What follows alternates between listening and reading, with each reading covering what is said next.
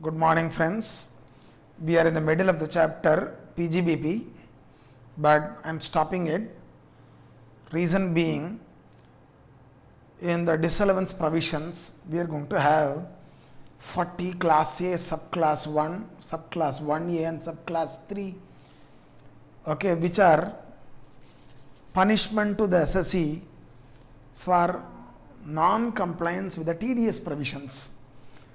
So, therefore, it becomes necessary for us to know, okay, the TDS provisions, then only we will be comfortable when we discuss those disallowance sections.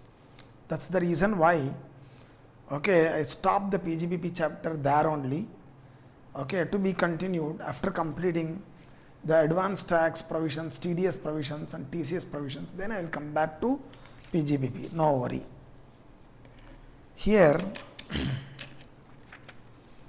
let me give you a common introduction to advanced tax, TCS and TDS.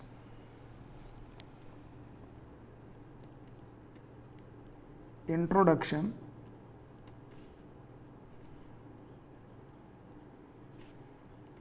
to TDS, TCS and AT means advanced tax provisions.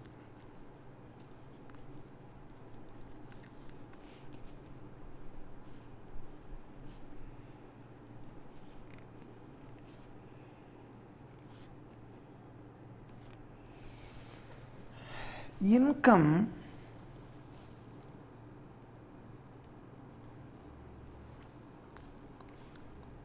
is earned in the previous year.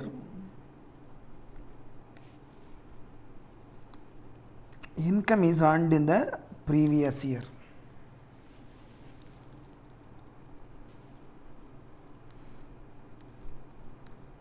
It is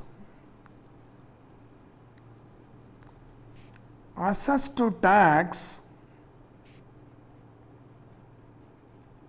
in the assessment year. It is assessed to tax in the assessment year. However, the recovery of tax on the income earned in the previous year,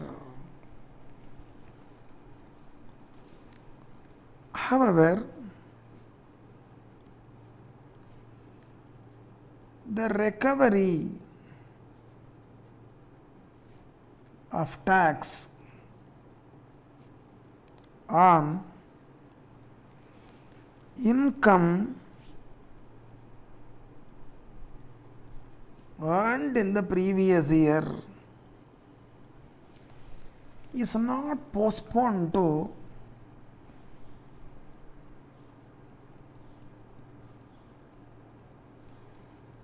the assessment year. It is not postponed to the assessment year. The tax on income earned during the previous year, it is recovered in the very same previous year.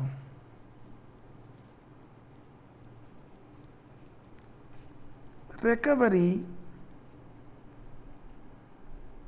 takes place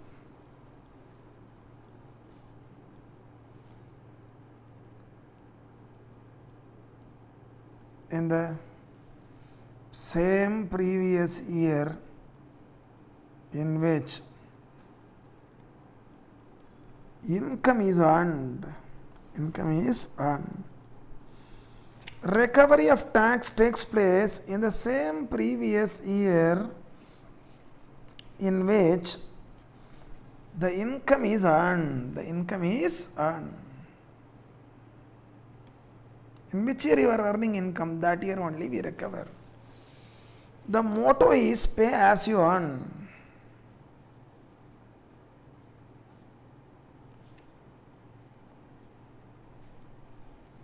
Is pay as you earn. This is the motto. You are earning, na? Pay in the same year. Pay as you earn. The recovery is done through three mechanisms. The recovery of tax is done through three mechanisms. The recovery mechanisms are as under.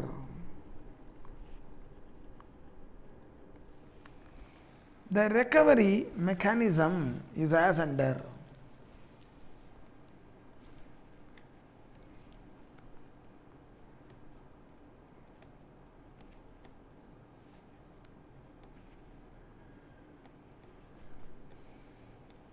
We have three recovery mechanisms. One is TDS mechanism, another is TCS mechanism, and finally we have advanced tax mechanism. We have advanced tax mechanism. There are three mechanisms: TDS mechanism,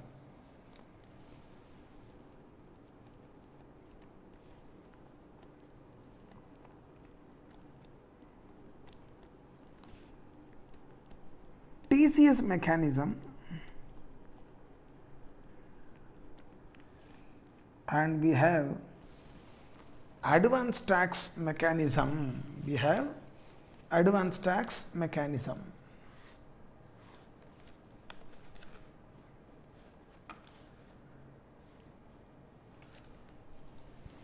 Advanced tax mechanism.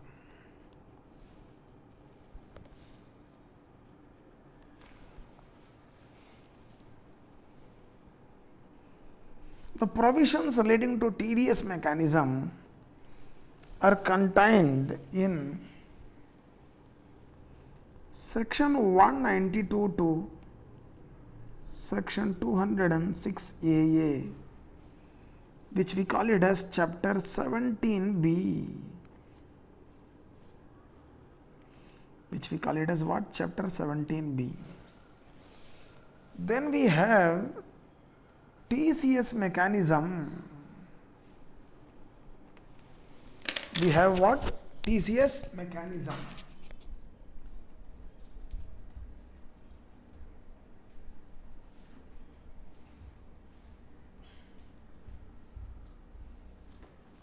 Which is contained in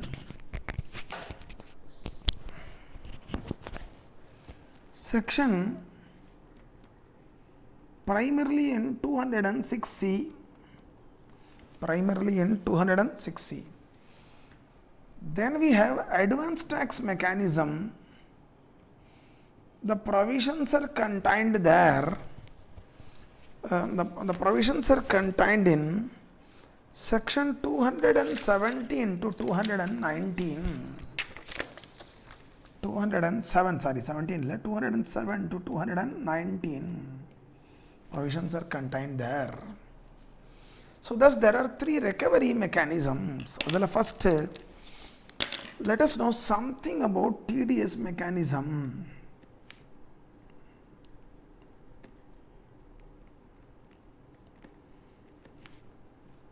What is this TDS mechanism? Listen to me.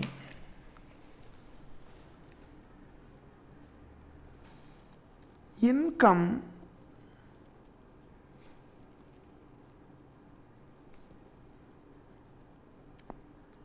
covered by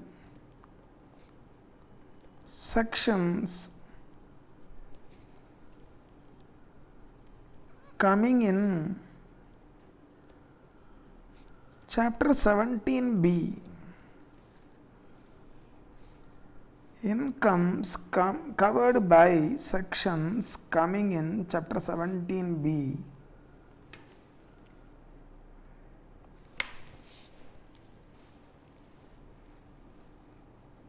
okay, it is paid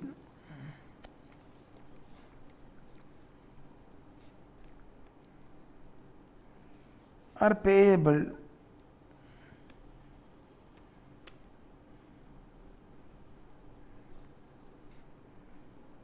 by person responsible for making payment, say payer, is payable by the payer, paid or payable by the payer. to whom? To the person who is entitled to such income, payee.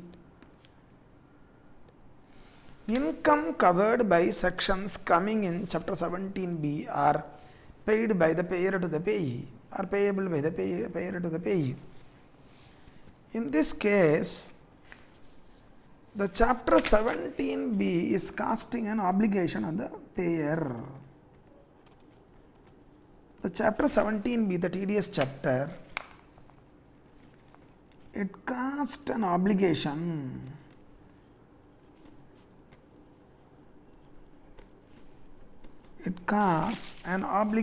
on the payer.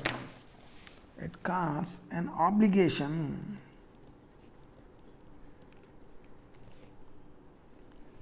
on the payer.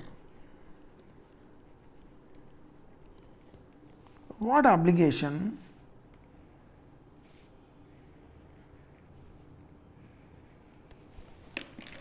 The obligation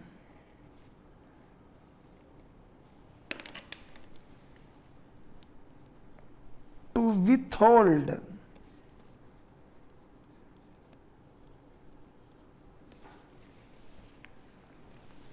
a sum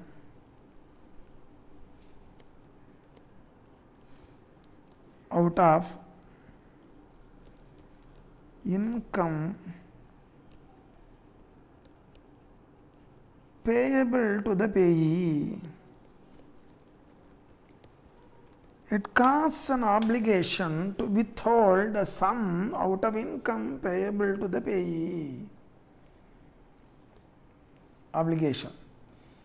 Withhold a sum out of income payable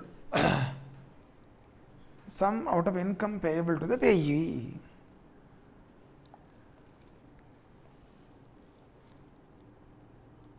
This sum and remitted to the credit of government, remitted to the credit of central government, remitted to the credit of central government. Withhold a sum out of income payable to the payee and remitted to the credit of the central government. And this sum, how do we quantify?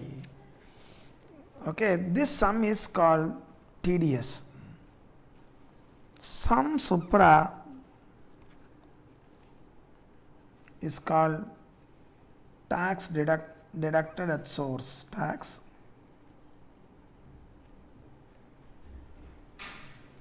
Tax deducted at source, shortly called as TDS. Sum supra is tax deducted at source, is called TDS. How the TDS is quantified?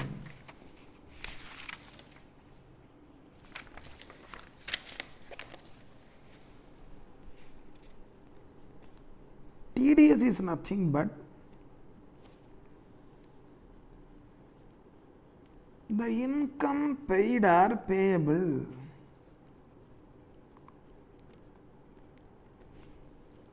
into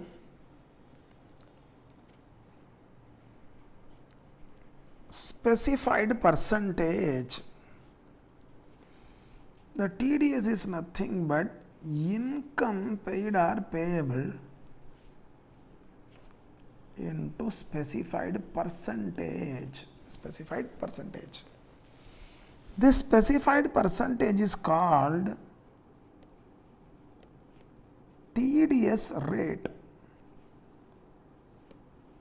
This is called what? TDS rate.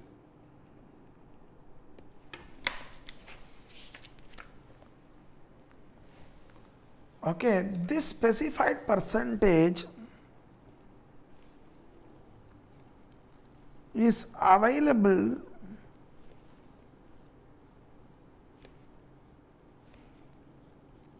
in the respective sections.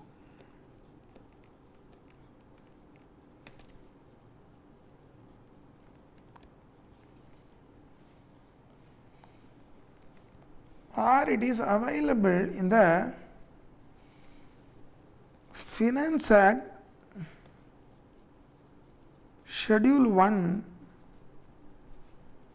Part 2.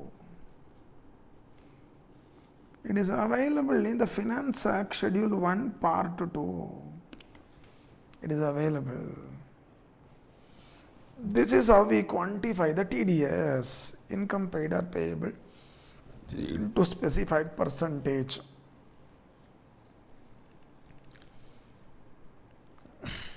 So, Chapter 17b casts an obligation on the payer to withhold a sum out of income payable to the payee and remit it to the credit of central government. The sum supra is called TDS, and the TDS is quantified this way. It is quantified this way.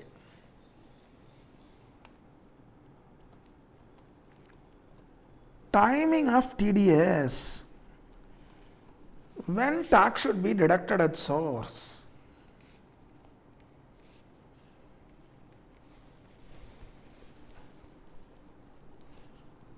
Some sections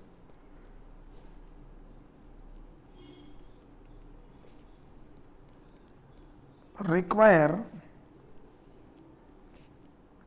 tax deduction at the time of payment. At the time of payment. Example, Section 192, we will discuss.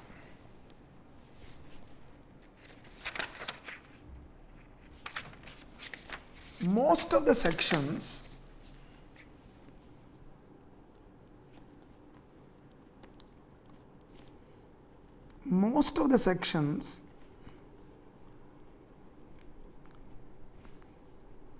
require tax deduction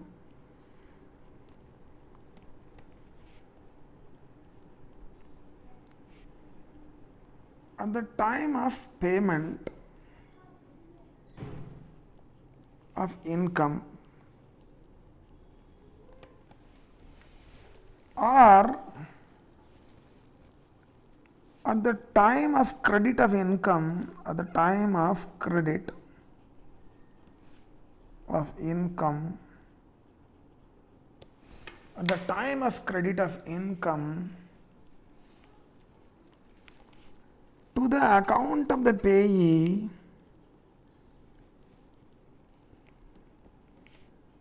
in the books of accounts, BON, books of accounts, maintained by the payer,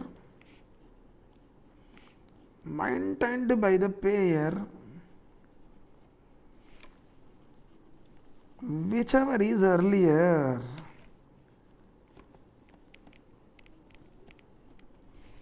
Whichever is earlier, at the time of payment or the time of credit to the account of the payee in the books of accounts of maintained payer, whichever is earlier. Now,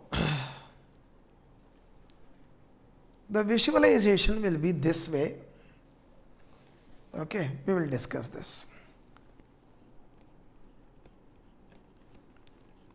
Illustration.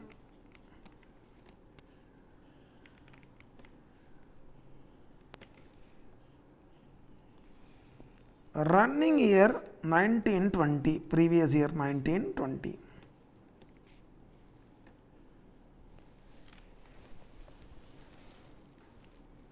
RS and SSR, two parties are there.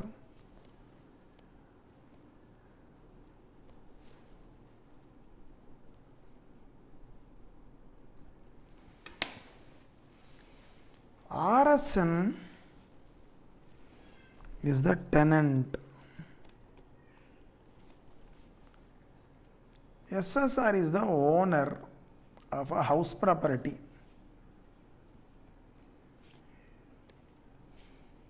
SSR has let out house property to RSN.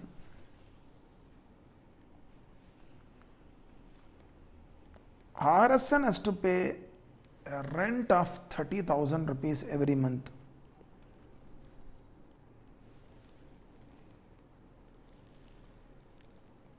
Rent per month is 30,000.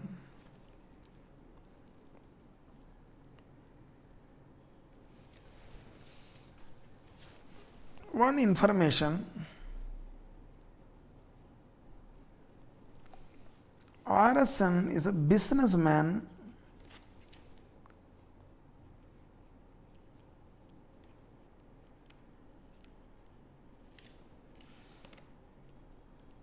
whose books of accounts are to be audited under 44 AB of Income Tax Act, whose books of accounts are to be audited. Such a businessman, there is a requirement for him to get his books of accounts audited. So he is paying a monthly rent of 30,000 to SSR. Now, this is the example I am giving for basic understanding of the TDS. Correct? Now listen to me.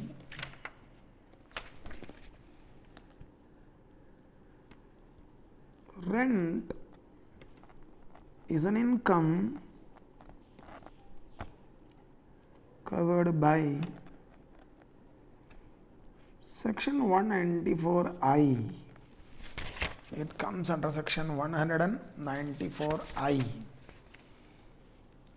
That is, it is covered by chapter 17B.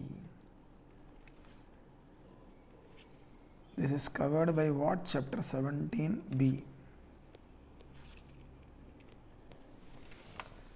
Now RSN is the payer. Who is the payer? RSN. Who is the payee? SSR. Okay, now RSN has obligation to deduct tax at source. Has obligation under section 194I to deduct tax at source. At the rate of 10%, at the rate of 10% is having an obligation. Is having an obligation to deduct tax at source at the rate of 10%.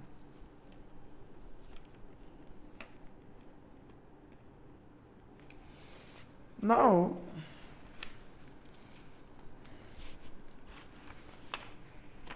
totally in the year, how much RSN has paid? RSN has paid, okay, 3,60,000.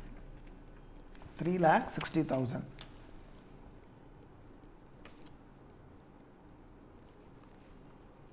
Rent is 30,000 into 12, 3,60,000. Every month tax should be deducted at source under 194I, which is 10%. 30,000 into 10% into 12 months, which is what? 36,000. This is the TDS, correct? Now, amount paid to SSR, every month 27,000 was paid into 12, which is nothing but 3,24,000. 3,24,000. This is the amount paid to SSR. This is the amount paid to SSR. This TDS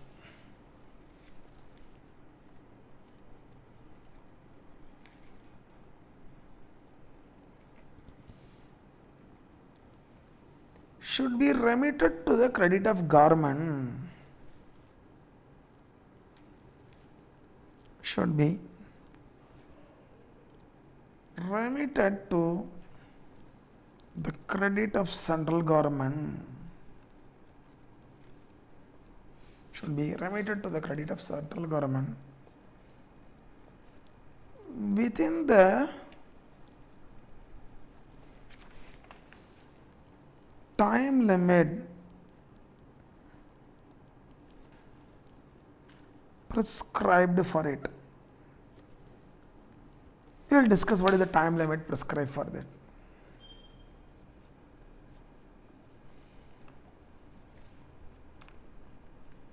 Within the time limit prescribed for it. We will discuss it separately. This should be remitted to the credit of government. This is the amount to be paid to SSR. So there is a TDS obligation. There is a TDS obligation. Correct? Now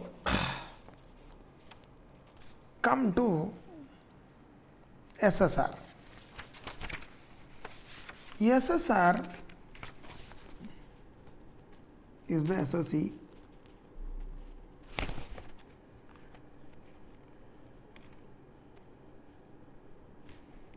Previous year 1920,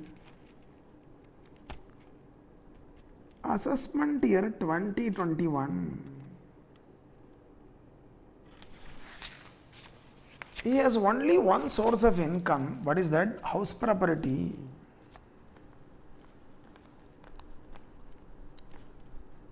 Computation of total income.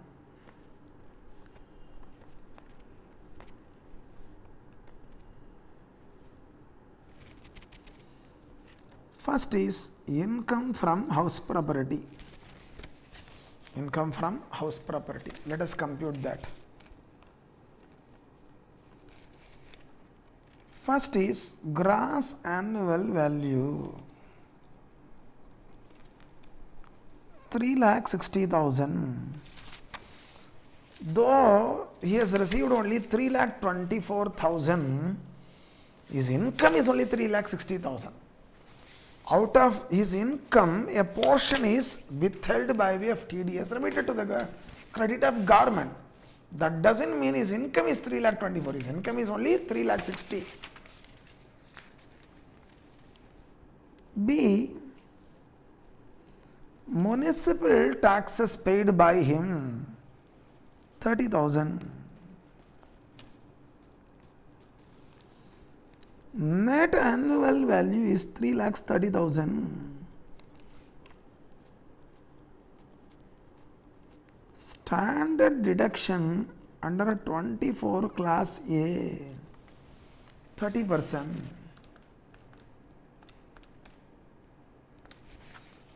99,000.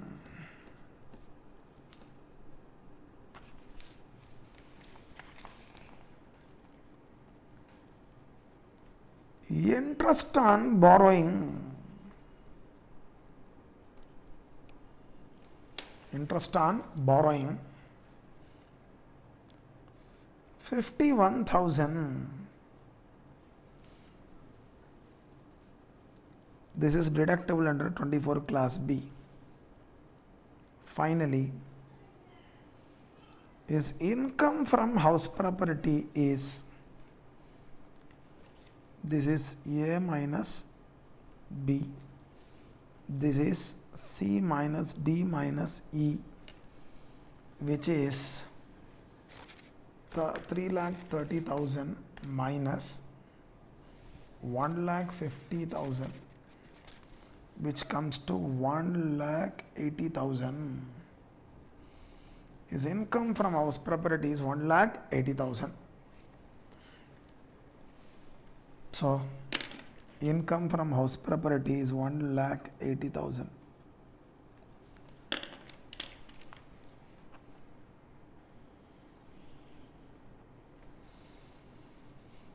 And he is not a businessman, he doesn't carry any business, he is not an employee, he is not getting any salary. and he has not sold any capital asset during the relevant year, therefore there is no capital gain also, but he is having some interest income, IFOS, income from other sources, being interest on fixed deposits, FDs, fixed deposits, which works out to 1 lakh rupees. Is getting 1 lakh rupees. Then is gross total income 1 plus 2 is 2,80,000. 2,80,000, correct. Then is availing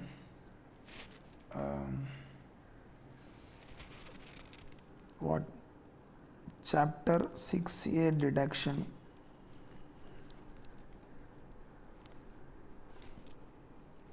there 80C deduction rupees 50,000 is enjoying, 80D deduction is enjoying 110,000. So the deduction under chapter 6A comes to 60,000. Now his taxable income becomes 3 minus 4, 2,50,000. 2,20,000, sorry, 2,20,000. So the tax liability and tax liability. There is no tax liability for him because his total income is less than the basic exemption limit. His total income is less than the basic exemption limit.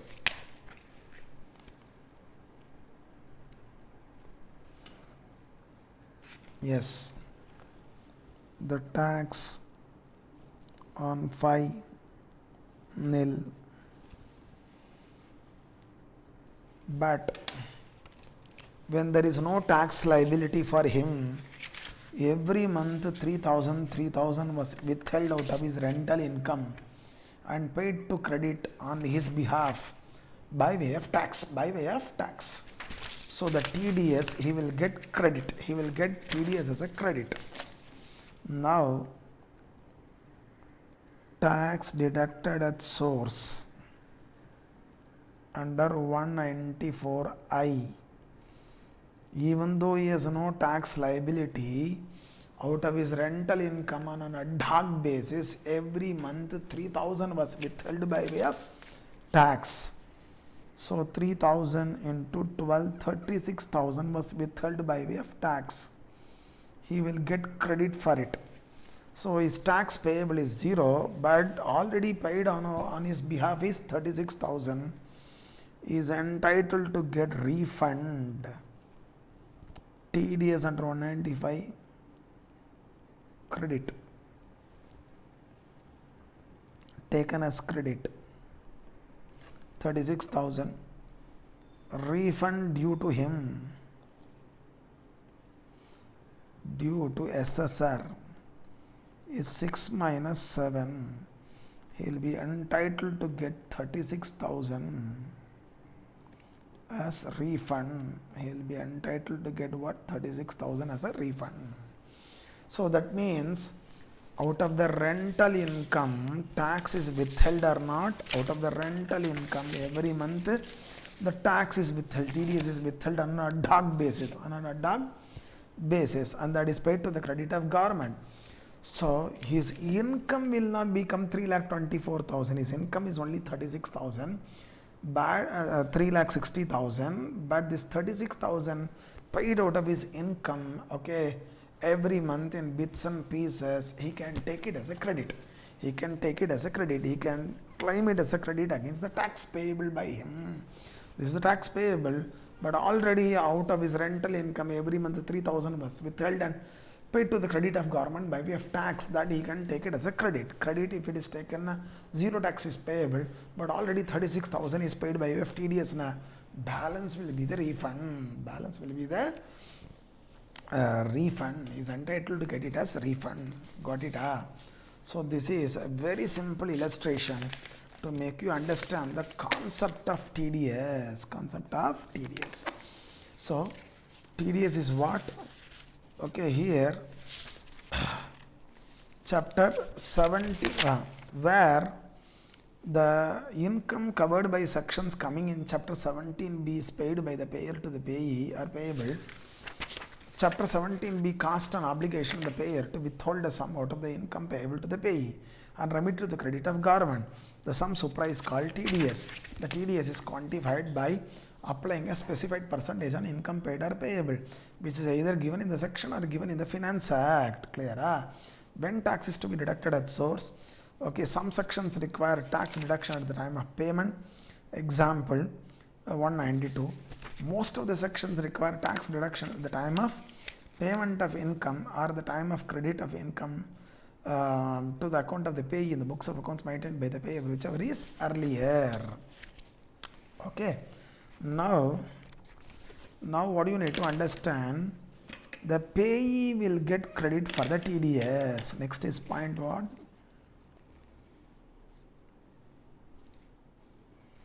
Section 199 provides payee will get credit for TDS, in the previous year in which income was offered to tax.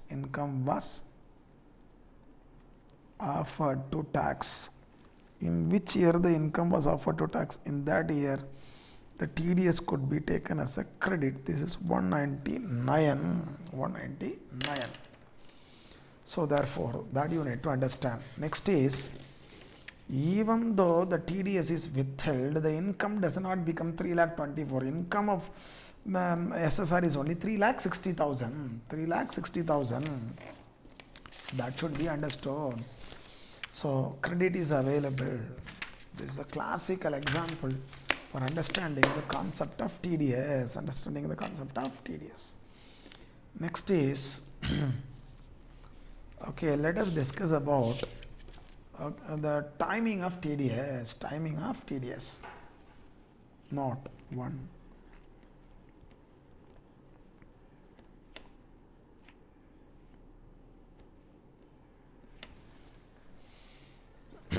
Now, in this case,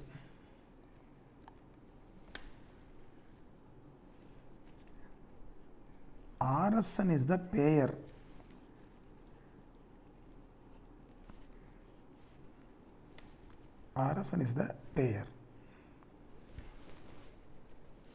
Here,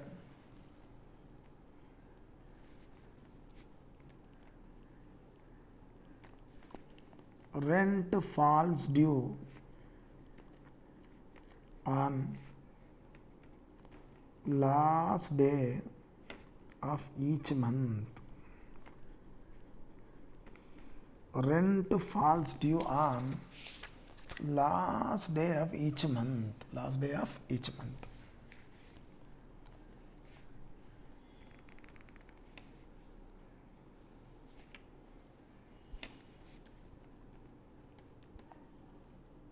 It is paid on 5th of next month.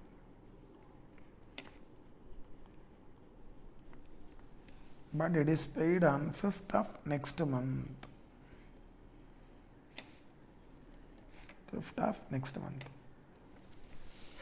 Now let us take April 2019 month first. In this month, in the books of accounts of RSN,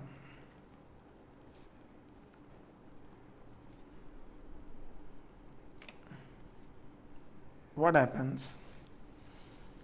On 30th April 2019, due entry is passed. What is the due entry? Rent account debit to outstanding rent.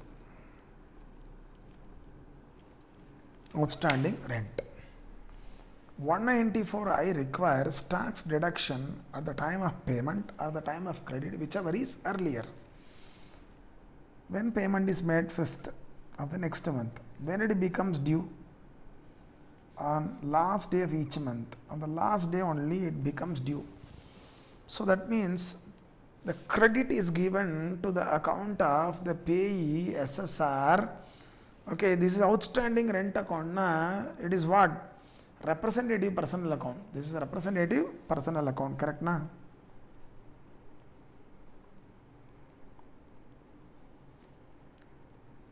Personal account of SSR.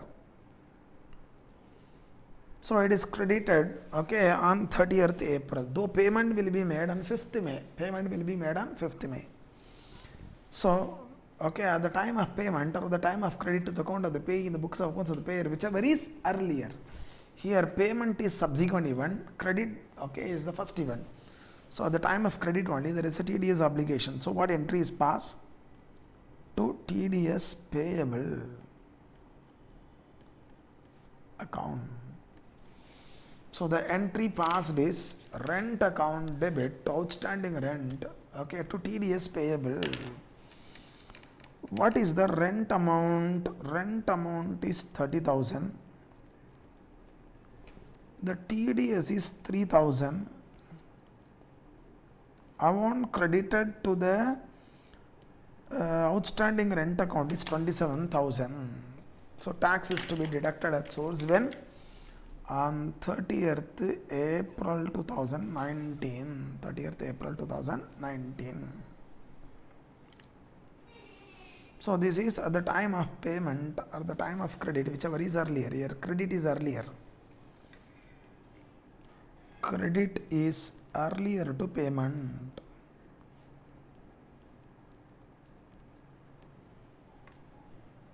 So this is a case of tax deduction at the time of credit. Tax deduction at the time of credit.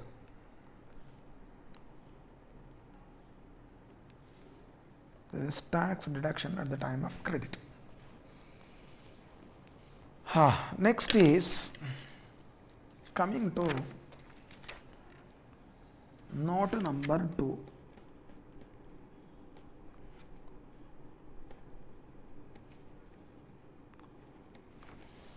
Suppose what happens,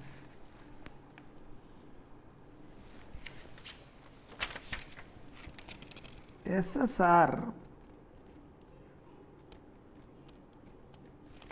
gets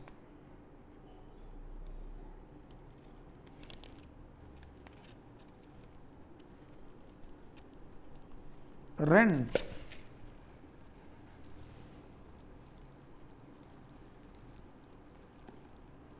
pertaining to March 2020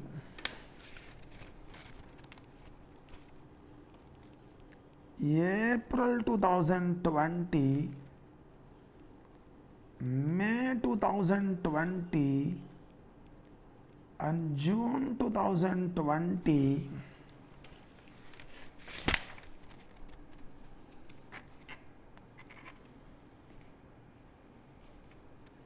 on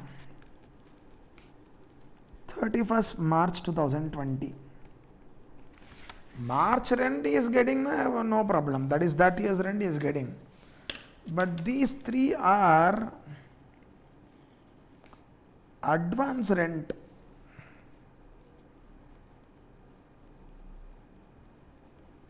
Rent received in advance, this is advance rent is getting. How much is getting? 30,000 into 4 is getting 1,20,000 is getting, correct? Now on that there is a TDS obligation, tax is to be deducted at source. Entire 1,20,000 will not get TDS under 194I and at the time of payment or the time of credit, whichever is earlier.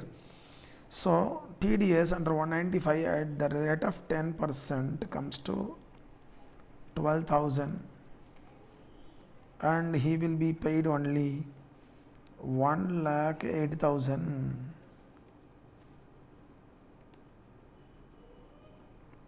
Amount paid to SSR will be 1,20,000 minus 12,000.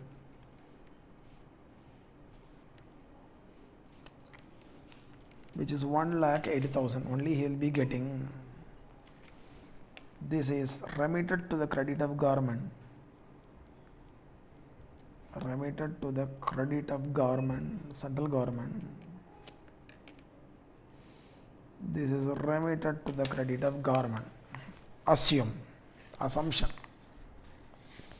In this case, the entry will be this way. Okay, here, listen to me.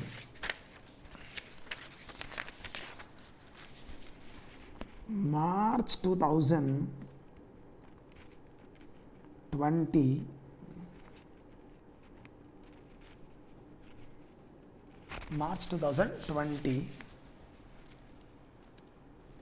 is getting 4 payments. One is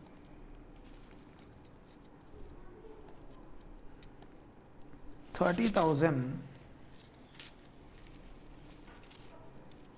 being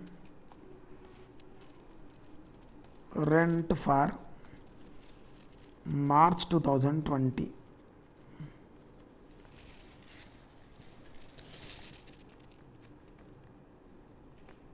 Rent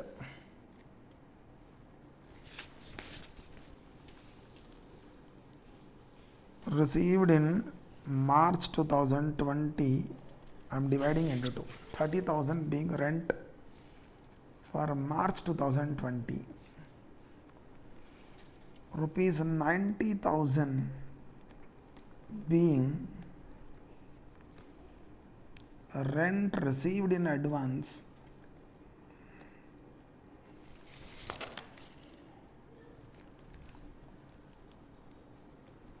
pertaining to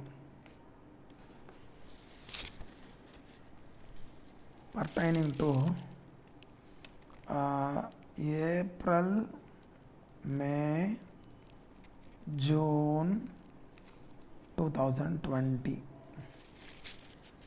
This is 90,000.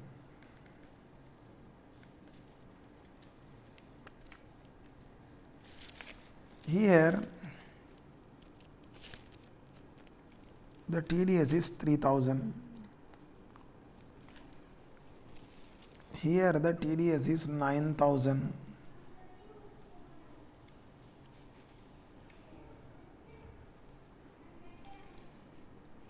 Amount received in net of TDS, rent net of TDS is 27,000.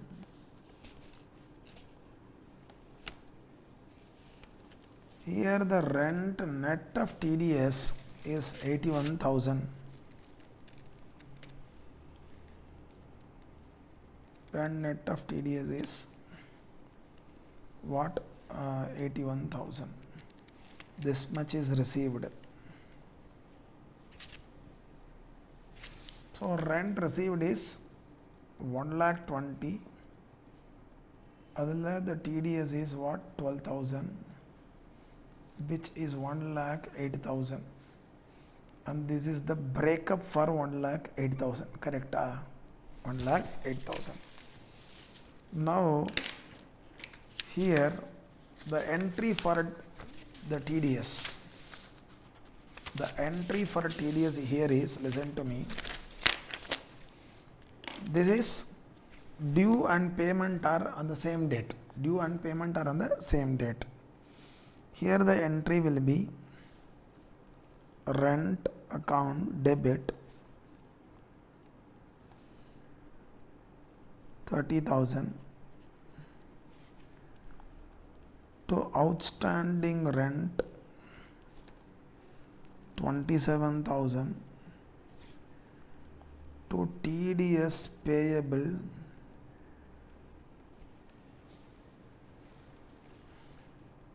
this is in the we can say rent received a katlu we will see from the side of RSN rent paid, and here also rent paid in advance. So in the books of accounts of RSN only we are saying na rent account debit 30,000, outstanding rent 27,000, 3,000 being the TDS. This will be the entry we will be passing as on 31st March 2020. This is the entry. For this, space is not there. I will use connector A. So rent paid in advance. Rent paid in advance. Correct? Now the entry will be this.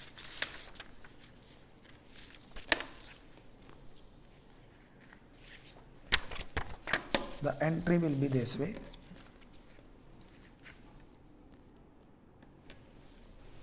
A.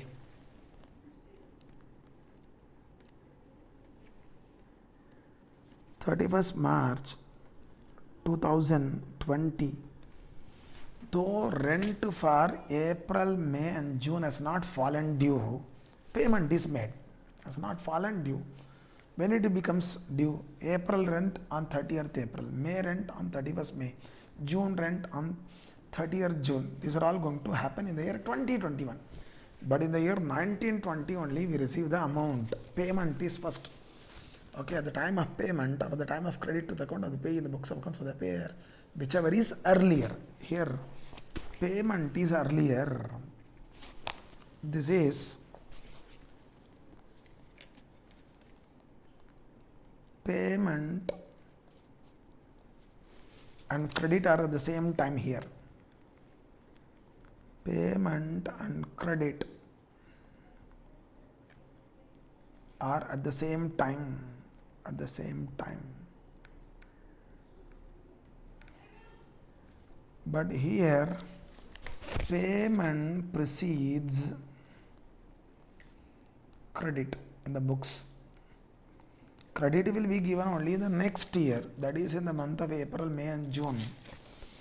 Okay, this is at the time of payment. This is the date of payment, not credit. We will be passing the entry. Rent paid in advance is an expense in the books of accounts of RSN. Rent paid in advance is an asset debit to bank.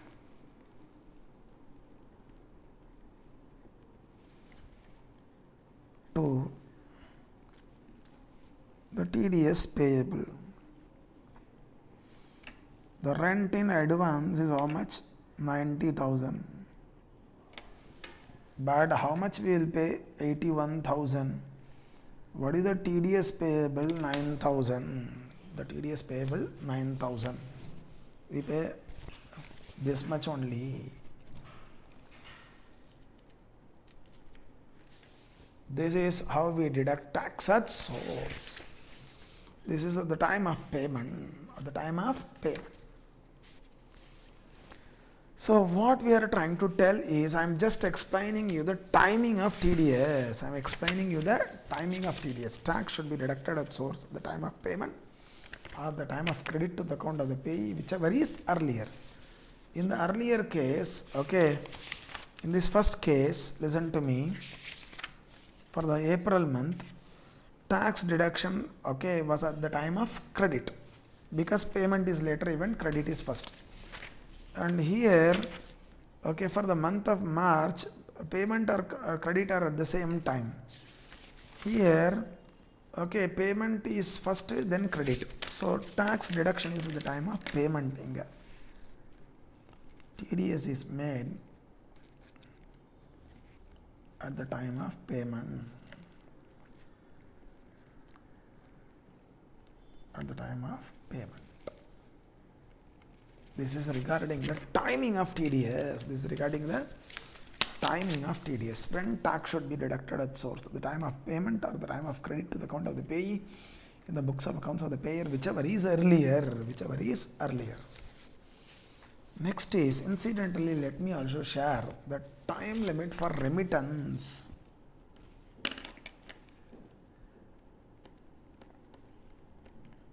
Time limit for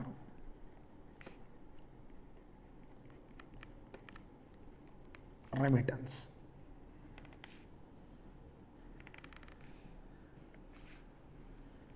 This is given in 200 subsection 1 plus rule 30. The time limit is, listen to me,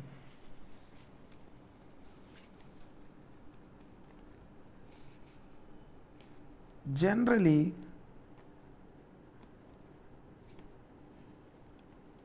TDS shall be remitted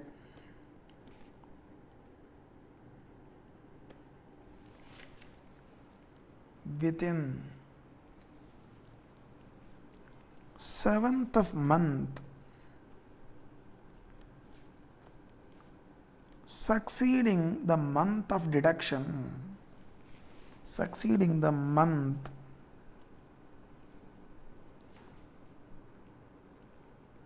in which tax was deducted at source.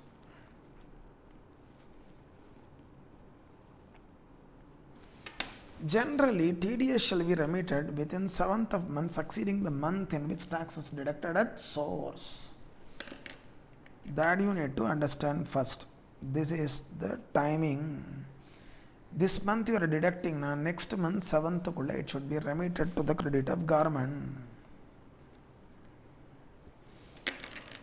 However, exception is there.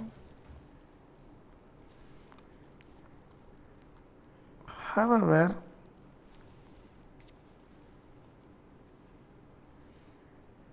tax deducted in respect of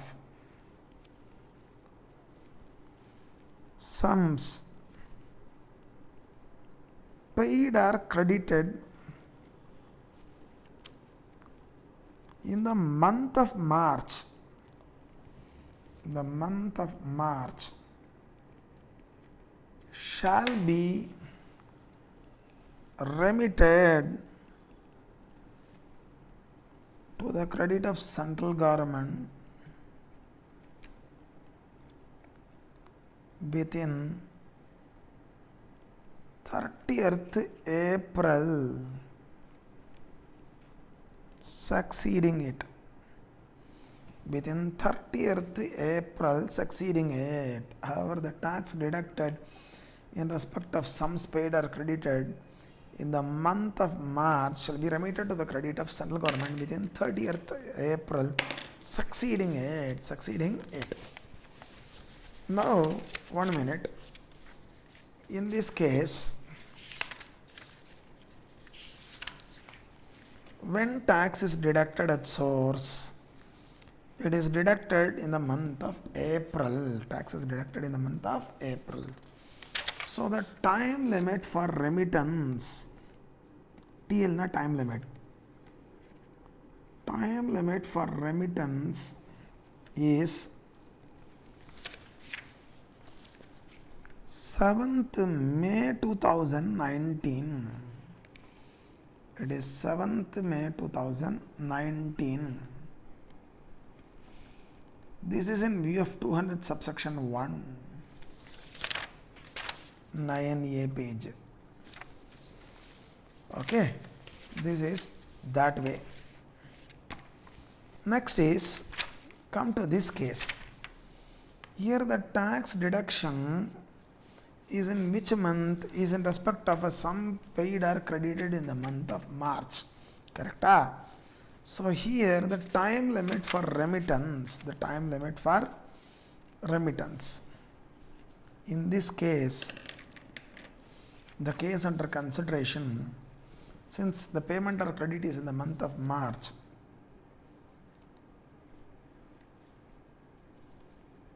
to be remitted within 30th April 2020 as per 200 subsection 1. This shall be remitted within 30th April 2020. Similarly, here also this TDS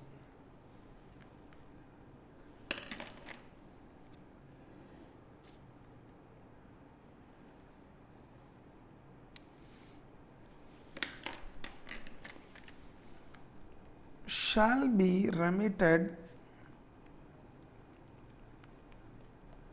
to the credit of central government within 30th April 2020. 30th April 2020. So TDS in respect of sum paid or credited in the month of March, this is as per 200 subsection 1, shall be remitted within 30th April. So incidentally, we have even learned the time limit for remittance. So this much is enough at this level, because we are not discussing TDS chapter. It's an introduction to TDS. Now we are going to discuss something about the TCS mechanism, introduction to TCS.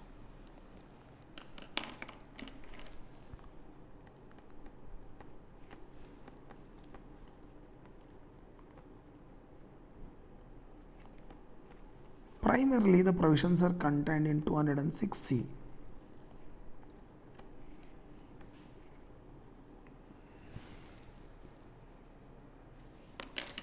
Here,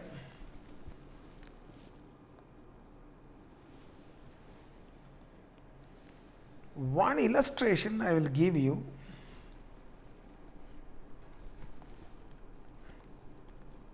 Where there is sale of timber.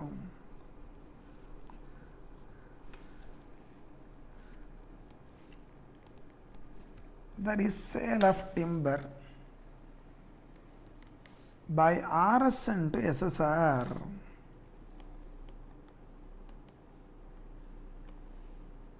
There is sale of timber by RS into SSR. Oh, both side arrow is there. RSN is the seller, SSR is the buyer. There is sale of timber.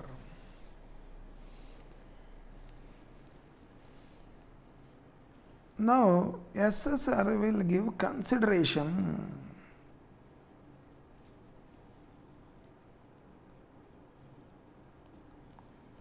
This is one example only. I am not discussing TCS mechanism at length. And this buyer is a trader. He is not purchasing it for his personal use, he is a trader. He is paying consideration. Along with the consideration, the seller should collect. So, who is the payee? Payee is seller. Payer is the buyer. Along with the consideration, the payee from the payer has to collect some amount by way of TCS.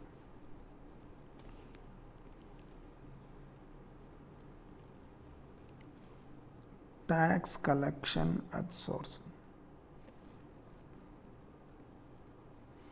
has to collect some amount by way of tax, tax collection at source.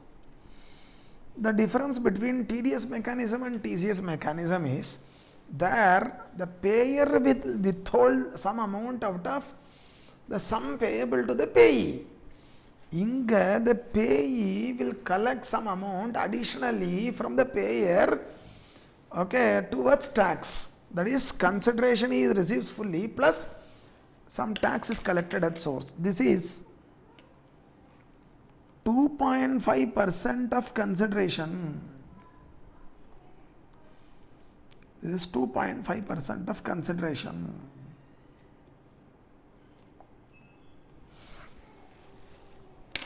Is collecting some amount. 2.5% of consideration is collected by way of TCS.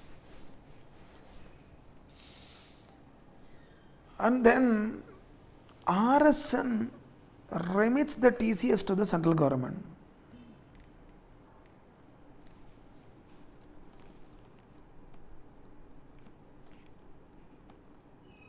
Remits TCS to the central government. Okay, this is TCS mechanism. Remits the TCS. Points requiring attention.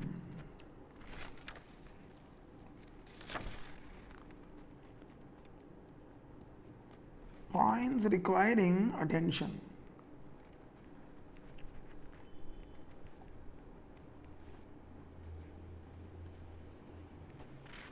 Number 1.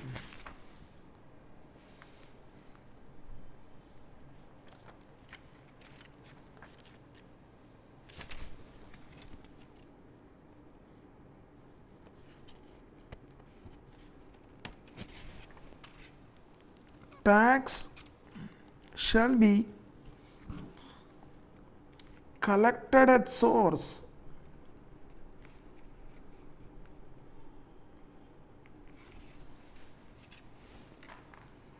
by the payee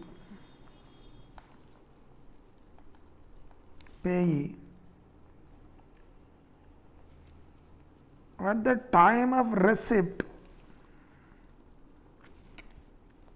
or at the time of debit. Ulta, at the time of debit.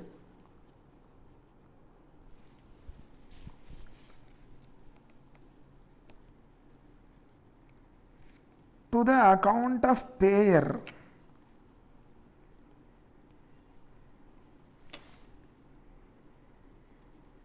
In the books of accounts of the payee.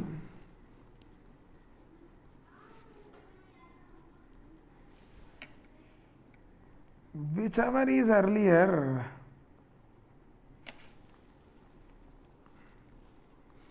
tax shall be collected at source by the payee at the time of receipt or the time of debit to the account of the payer in the books of accounts of the payee, whichever is earlier. Similar, na? You can understand. Next is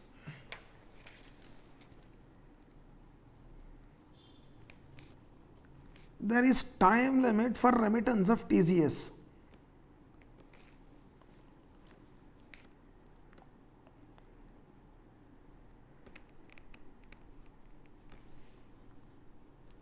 To be discussed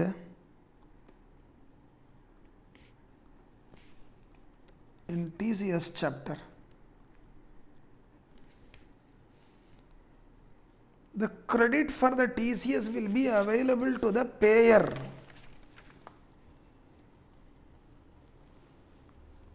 Credit for TCS is available to the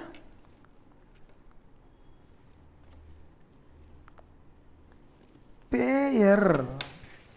Their credit for TDS is available to the payee.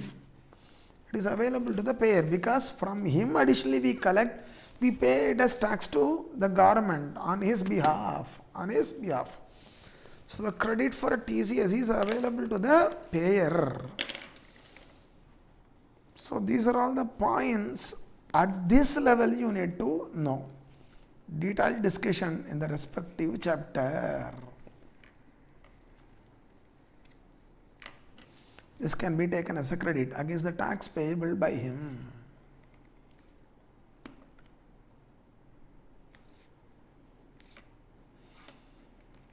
Now, what is the logic behind TCS? I'll tell you. This SSR, after buying the timber, he will sell it to somebody. He will make income out of that. On that, tax is sought to be collected on an ad hoc basis. So, subsequent to purchasing timber, SSR may sell it to somebody. From such sale, he makes profit. On that, some tax is payable. That is sought to be collected through the TCS mechanism. So, in Sannyasi Rao versus Union of India, the Supreme Court has upheld the TCS provisions, constitutional validity, upheld. Fine. This is just TCS mechanism. Now come to advance tax mechanism. Next is what? AT mechanism. This is what we are going to discuss in this chapter mainly. Advance tax mechanism. See, it is not that every income earned by an assessee will be covered, will be subjected to TDS or TCS, will be subjected to TDS or TCS. Okay, not on every income there will be TDS, and not on every purchase there will be TCS, correct? So therefore, okay, the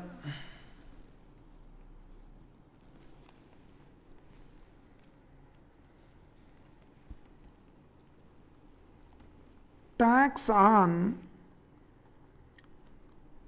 income earned in the previous year. Tax on income earned in the previous year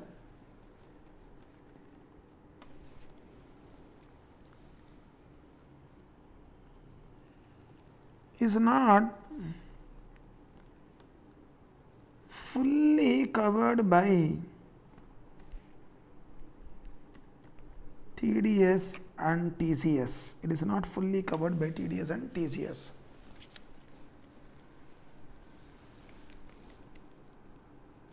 Then the uncovered TDS,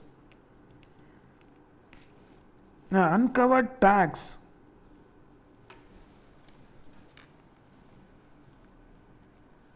shall be paid by the assessee in the same previous year by way of advance tax. In such installments stipulated in section 211, the tax on income earned in the previous year is not fully covered by TDS and TCS, then the uncovered tax shall be paid by the assessee in the same previous year by way of advance tax in such installments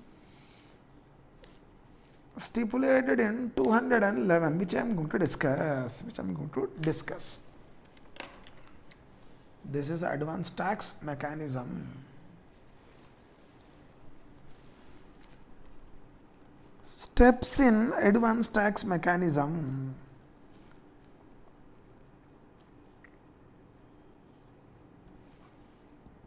The steps in advance tax mechanism.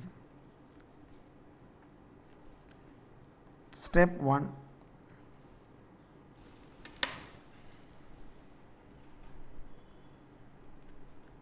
Estimate the total income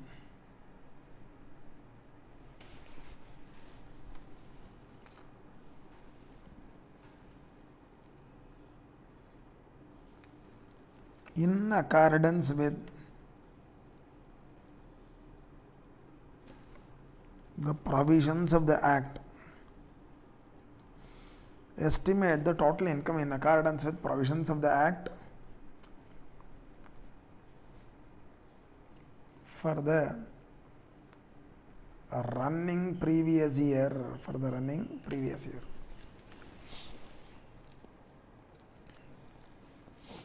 Step number 2.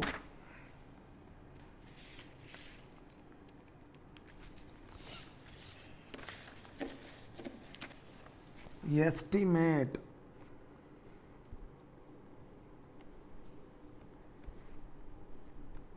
the tax liability on such estimated total income.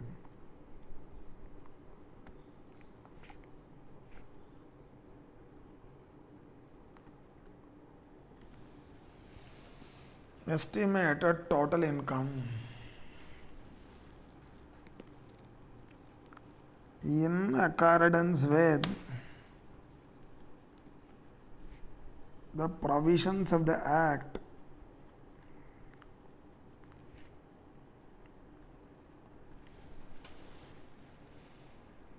by applying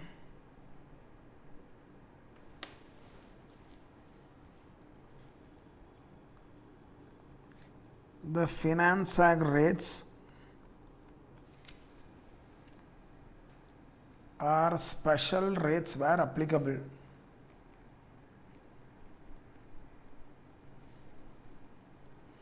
Wherever applicable. Long term capital gains not that rate, short term capital gains not that rate. Estimate the tax liability on such estimated total income in accordance with the provisions of the Act. If you are entitled to 87-year rebate, enjoy. Double tax avoidance relief, enjoy thereafter. 89 relief, enjoy thereafter. Step number 3.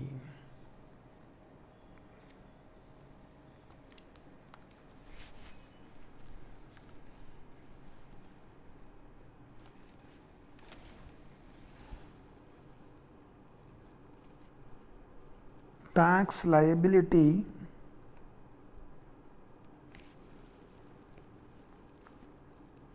uncovered by TDS and TCS. Tax liability uncovered by TDS and TCS is nothing but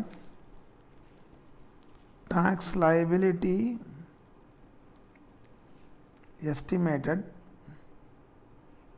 minus TDS on certain income, if there is TDS, if there is TCS. This is the tax liability, estimated tax liability uncovered by TDS or TCS.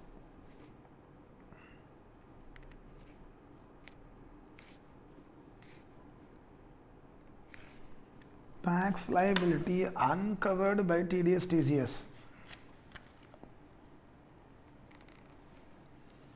If this is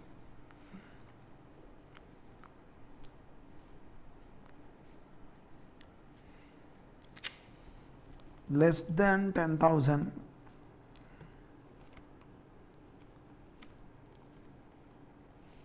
is greater than or is equal to 10,000.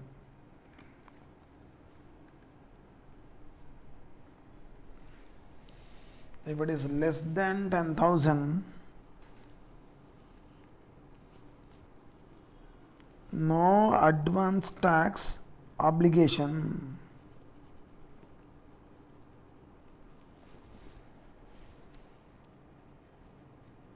It can be paid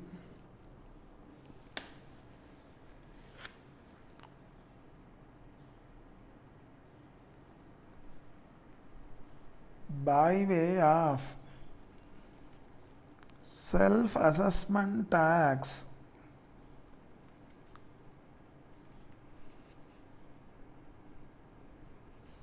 can be paid by way of self-assessment tax before filing return. In the assessment year, no advance tax obligation, it can be paid by way of self-assessment tax before filing return. In the assessment year, you need not pay in the same previous year. Need not be paid within the previous year.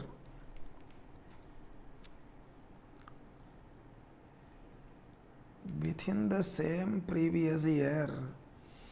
In the assessment year, when you are filing return, before that you can pay it by way of self-assessment tax. By way of self-assessment tax. But when it is greater than or is equal to 10,000, space is not there, connector A. So therefore, in such case, what happens? You have advance tax obligation.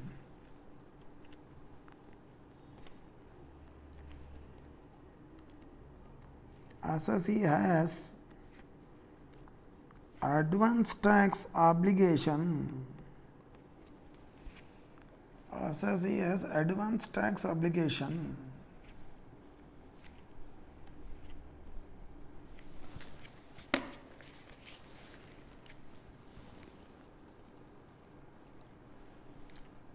Tax uncovered by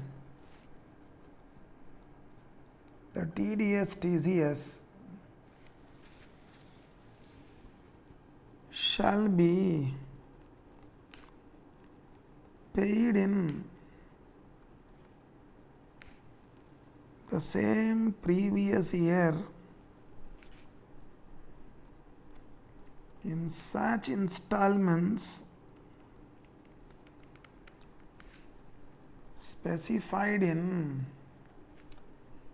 section 211 shall be paid in the same previous year in advance in such installments specified in 211.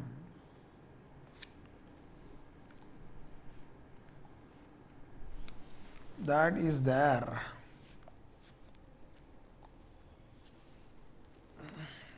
Now,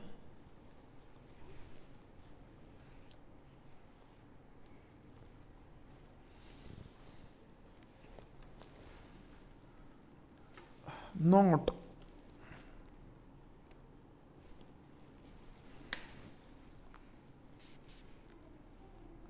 assessee is a senior citizen. Assessee is a senior citizen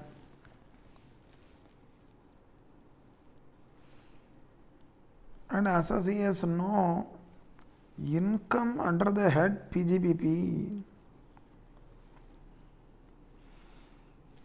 and has no income under the head PGBP. Assessee is a senior citizen and has no income taxable under the head PGBP.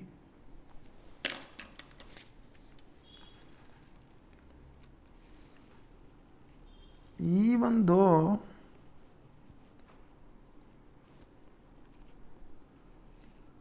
the tax uncovered by TDS or TCS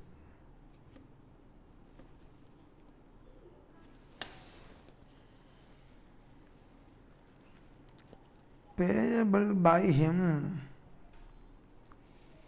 is greater than or is equal to 10,000, he has no advance tax obligation. He has no advance tax obligation. It's a relaxation. He can pay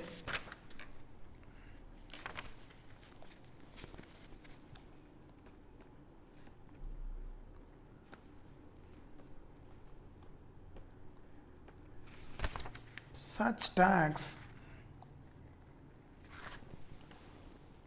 In the assessment year,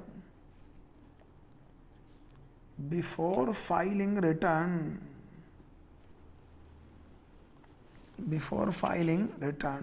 absolutely no problem. Yes, no advance tax obligation.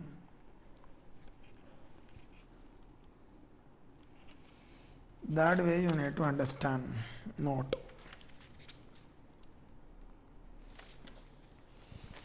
Section 211 Advance Tax Installments.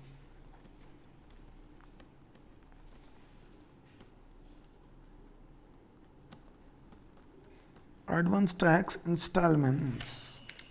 Section 211.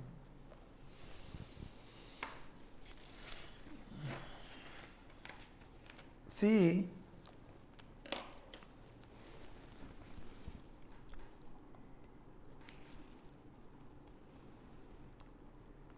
within 15th June of the previous year,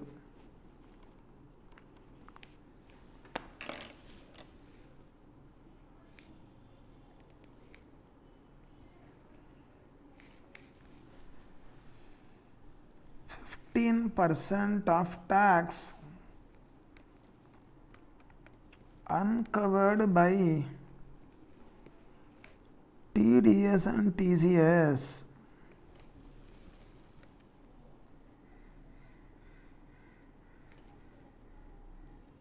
should have been paid. 15% of tax uncovered by TDS and TCS should have been paid.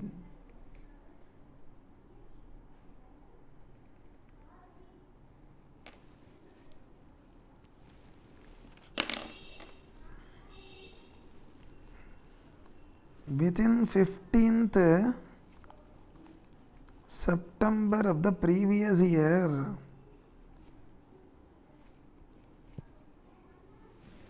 of the previous year,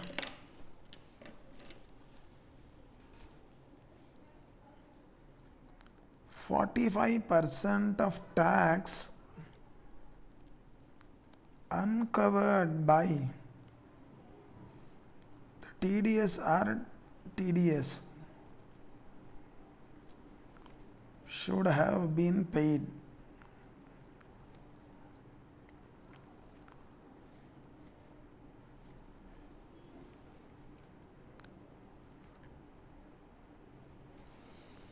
Next is within 15th December of the previous year,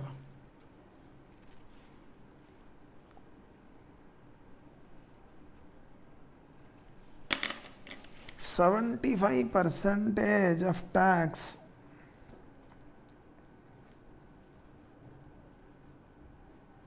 uncovered by the TCS and TDS should have been paid.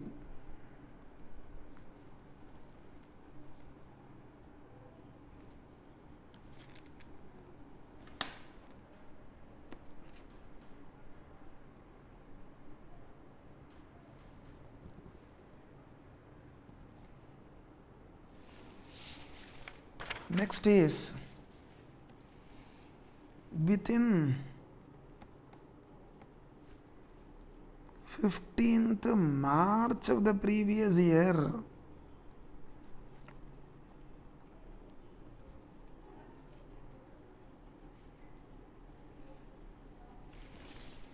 entire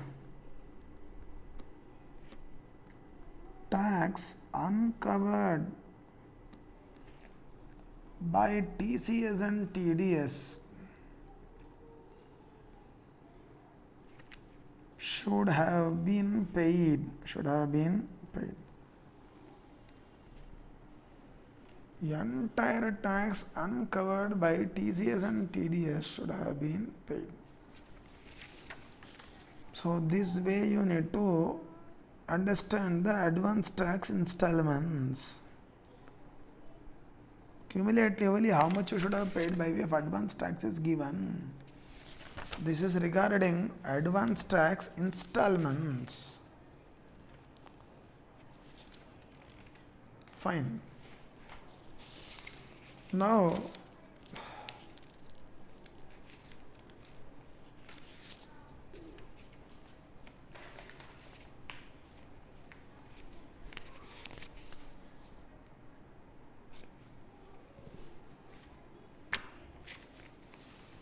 I'll give you an illustration.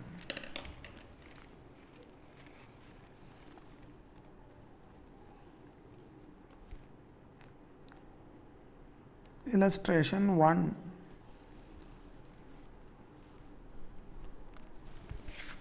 I'll give you an illustration. Assessee is SSR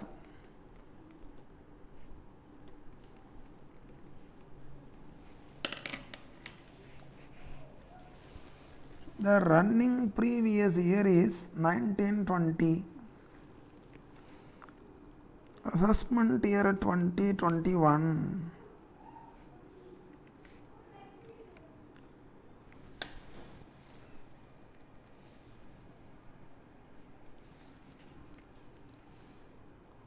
Estimated tax liability for this year. Estimated tax liability is 10 lakhs.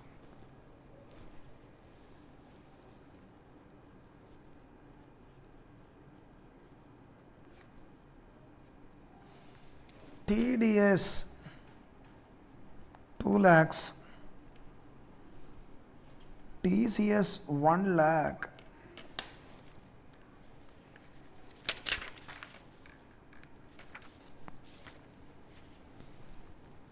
Tax uncovered by TCS and TDS. Uncovered by TCS and TDS is 10 lakhs minus 2 lakhs minus 1 lakh gives me 7 lakhs. Now,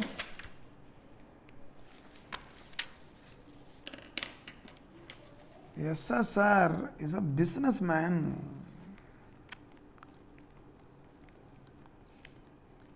Aged 40 years. So therefore, no relaxation. Inga, this 7 lakhs is more than 10,000. SSR has advance tax obligation. SSR has advance tax obligation.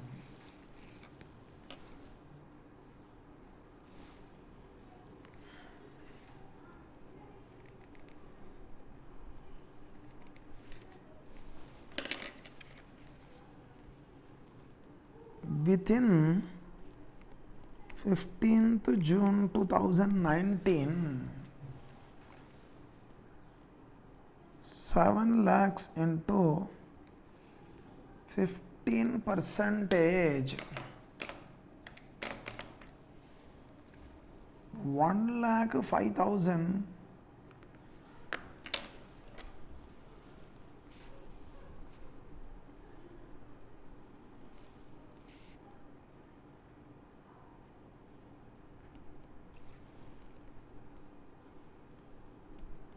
should have been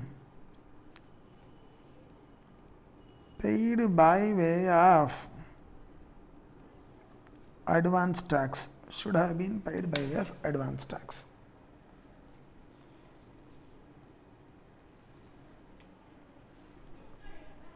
Within 15th September, 7 lakhs into 45 percentage, 3 lakhs 15,000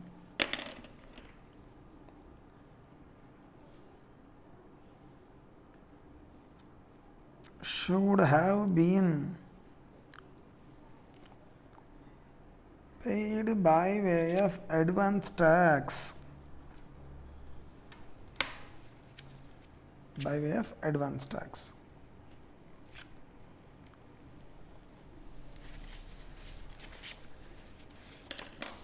Then within 15th December 2019,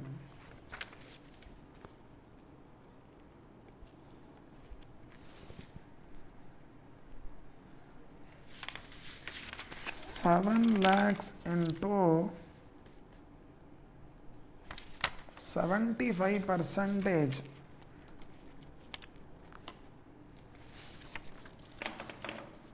7 lakhs into 75%. 5 lakhs 25,000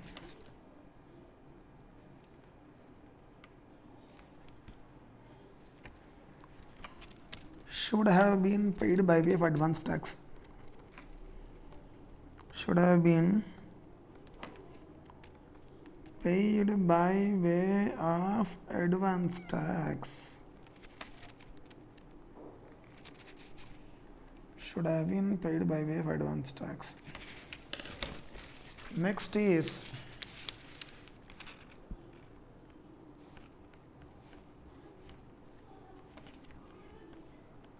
within 15th March 2020, rupees 7 lakh should have been paid.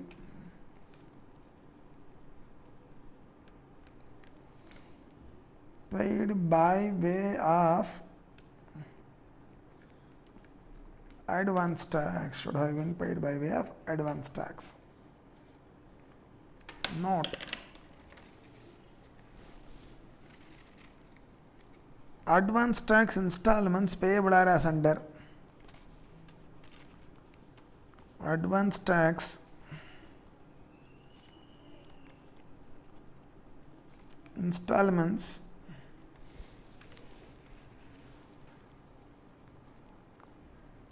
payable as or as under.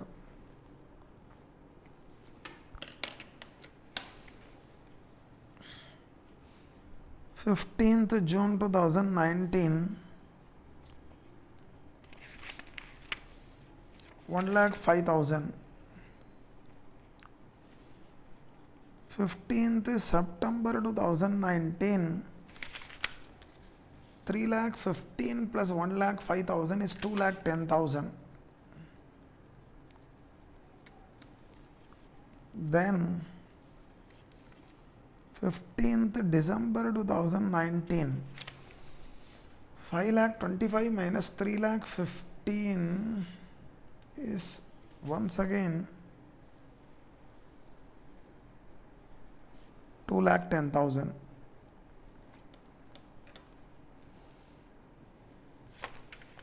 Then 15th March 2020, like you should pay 1,75,000. 75 na 6 1,75,000. This is how you should pay the advance tax installments. Now you can verify. First installment he has paid 1,05,000. Second installment he has paid 2,10,000. So 1,05,000 plus 2,10,000 put together it has come to 3,15,000. Next installment he is paying 2,10,000. So he has paid 3,15,000 plus 2,10,000, 5,25,000 cumulatively he has paid. Then last installment is paying 1,75,000. Already paid 5,25,000. 5,25,000 plus 1,75,000, 7 lakhs. This is the way he has to pay the installment. Clear? Cumulatively it is given. I am giving how much he should pay in every installment. Installment 1, installment 2, installment 3, installment 4. That way. So this is to visualize the provisions. Now we have one section, interest.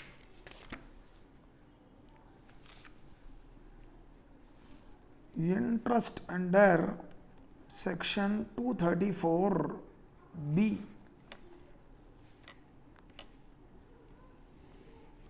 What is interest under 234B? Assessee has to pay interest. Applicability. There are various levies under the Income Tax Act: tax, interest, penalty, fine, etc. Now we are talking about interest applicability. When this section applies, assessee has obligation to pay advance tax. Assessee has obligation.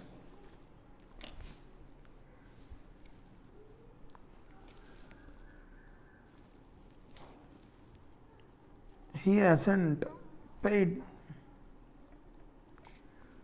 any advance tax in the relevant previous year, or aggregate amount of advance tax paid by him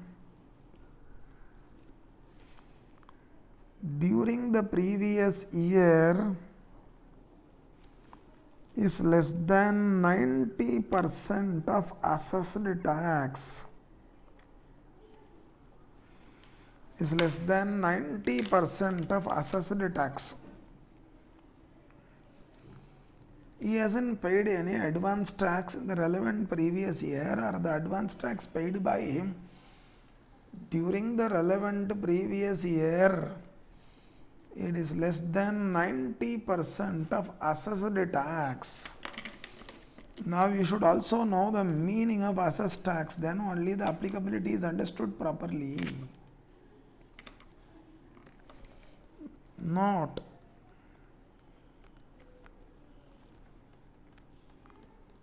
assessed tax is equal to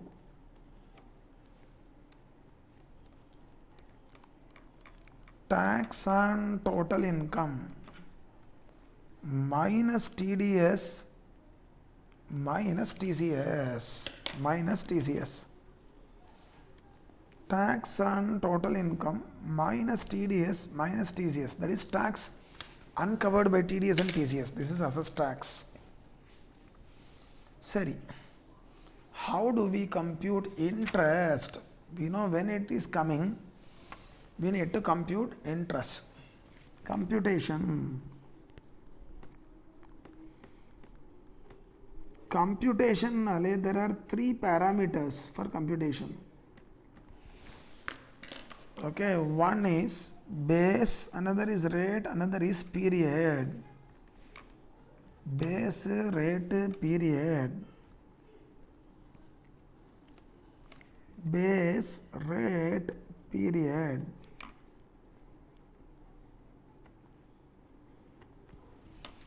Base is, we will call this as situation 1. He has not at all paid advance tax. Second is advance tax is paid, but the amount of advance tax paid by him during the previous year is less than 90% of assessed tax. In this case, in situation 1, the base is assessed tax. In situation 2, the base is assessed tax minus advance tax paid by him. Assessed tax minus advance tax paid by him.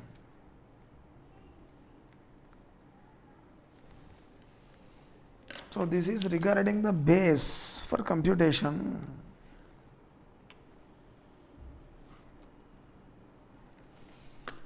Okay, note: part of rupees 100 included in the base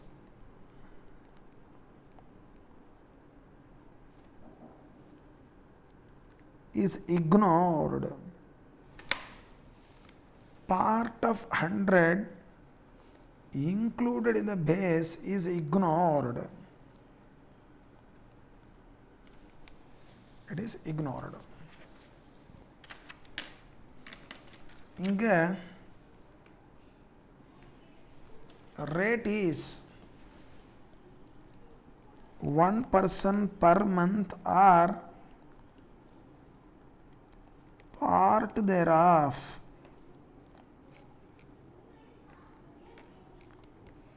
One person per month or part thereof. What is the period for which we compute interest? First day of the assessment year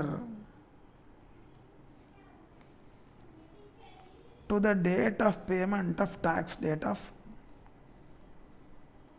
payment of tax. When you are paying the balance to the date of payment of tax, we do compute interest. So this is the base, this is the rate, this is the period. This is how the interest is computed. Note, for the purpose of section 234B, section 234B, for the purpose of section 234B, any tax paid before the end of the previous year, before the end of the previous year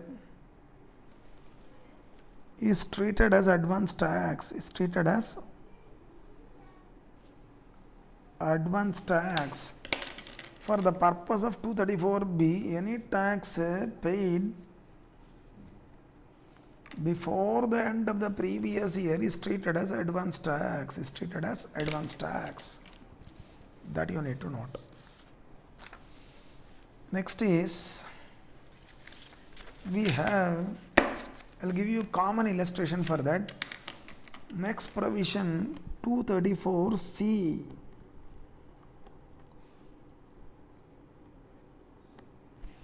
We have section 234C. Let me explain. Where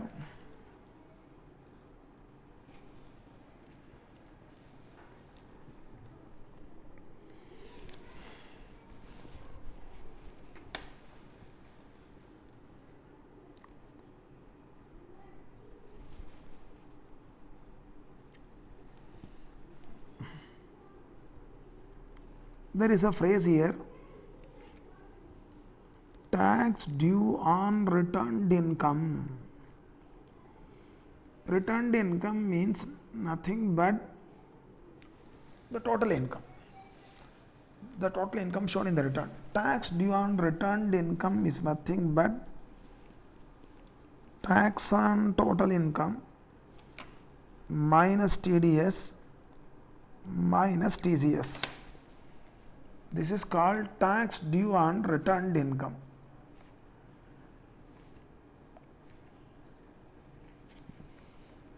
In 4 situations, there will be 234C interest. Situation 1.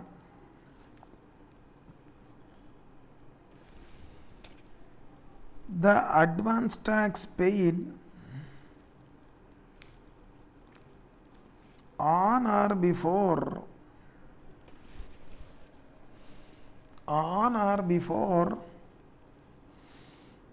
15th June 2019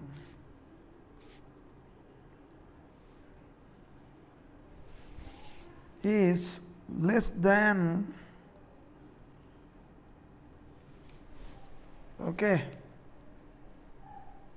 less than 12% of tax due on returned income, it is less than 12% of tax due on returned income, then in that case 234C interest comes. 234C interest comes.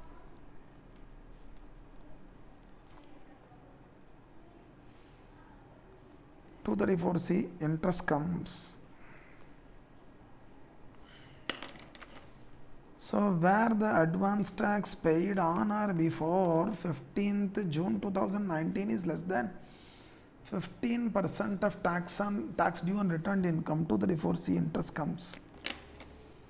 Situation number 2, space is not there, will continue in the next page.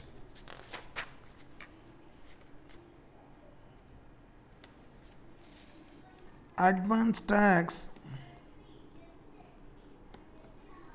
paid on or before 15 September 2019, paid on or before 15 September 2019 is less than 36% of tax due on returned income, is less than 36% of tax due on returned income.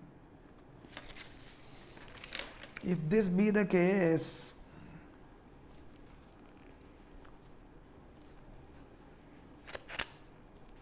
(234C) interest comes. This is levied. This is situation number 2. Situation number 3. Space is not there, connector put wrong.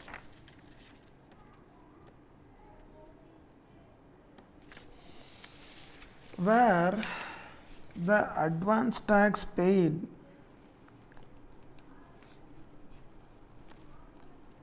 on or before 15th December 2019, on or before 15th December 2019 is less than 75% of tax due on returned income.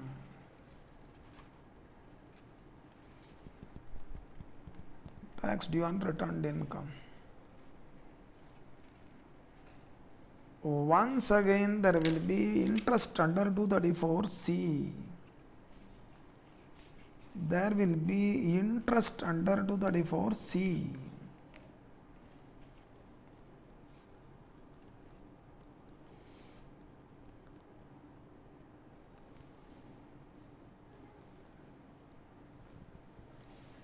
Next is situation number 4,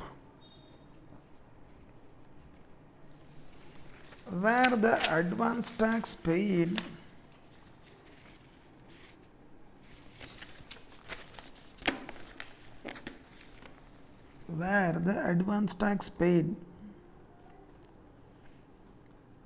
on or before 15th March 2020.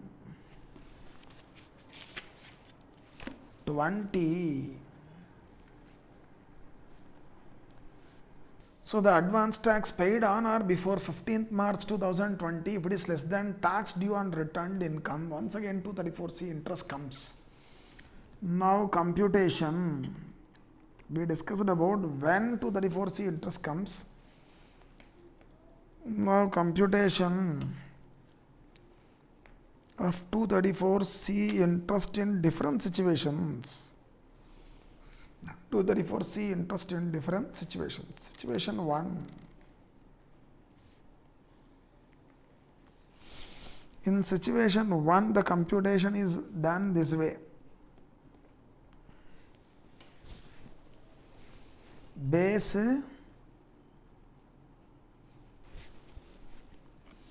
rate period. The base is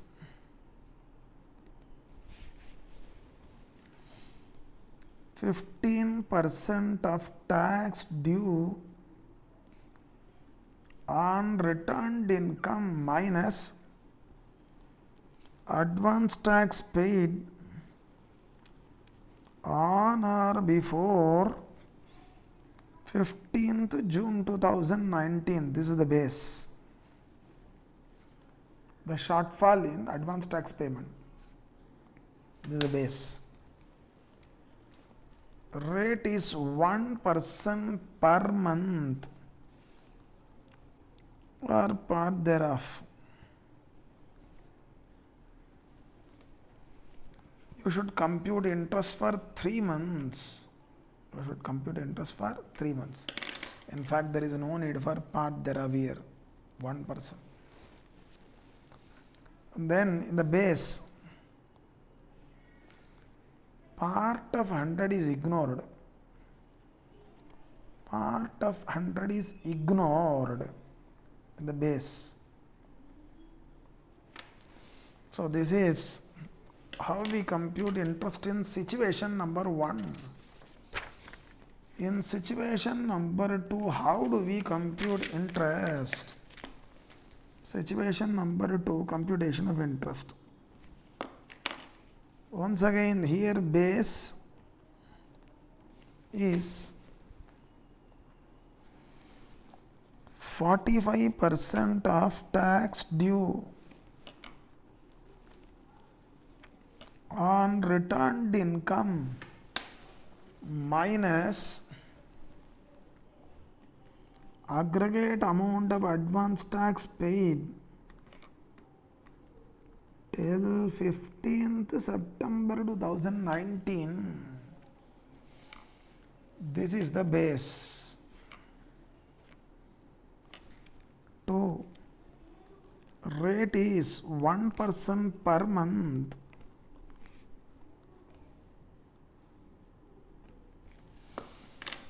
Inga part of 100 is ignored, you should remember. Part of rupees 100 is ignored.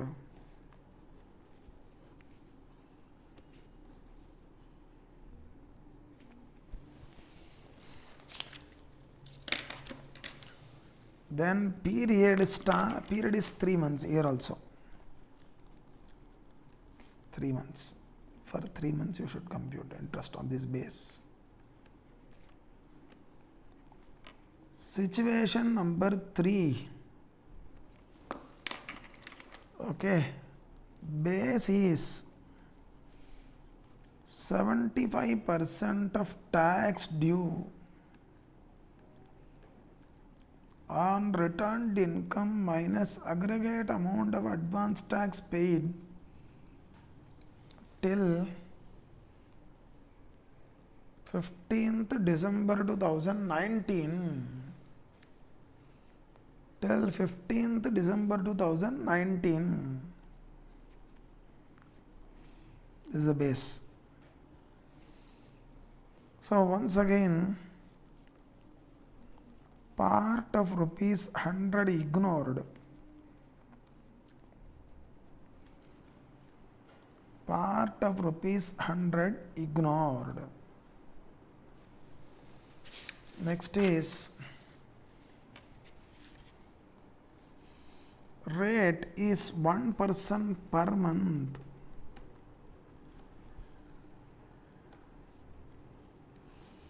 Number 3, period, once again here also 3 months only. This is for situation number 3. For situation number 4,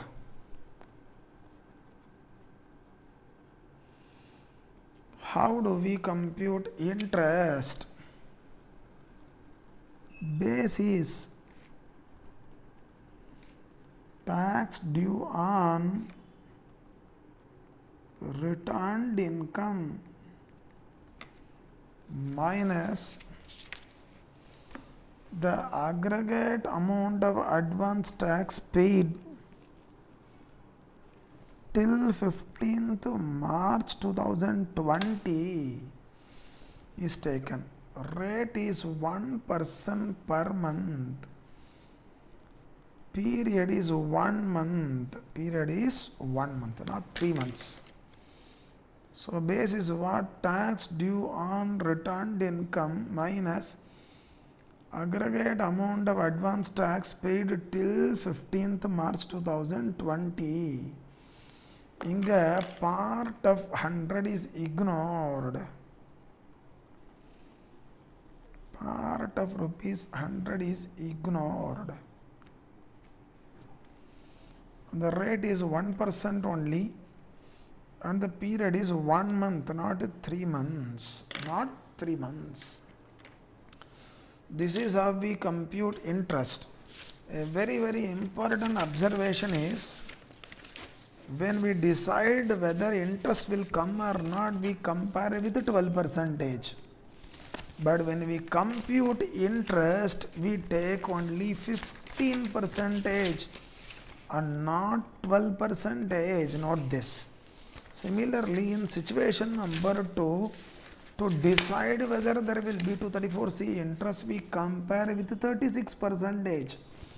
But once we decide that there is 234C interest for computation, we take only 45%. 45%. Not 12, 15, not 36, but 45. But 45. This is how we compute the interest under 234C.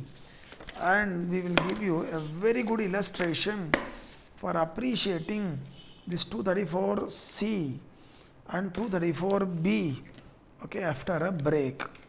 Once this chapter is getting over, thereafter I am starting, okay, the TDS and TCS. Then we can even discuss filing of returns. Fine. Thank you. Now I am stopping. After a break I will meet you. The deviation from PGBP is only to make the disallowance provisions understandable.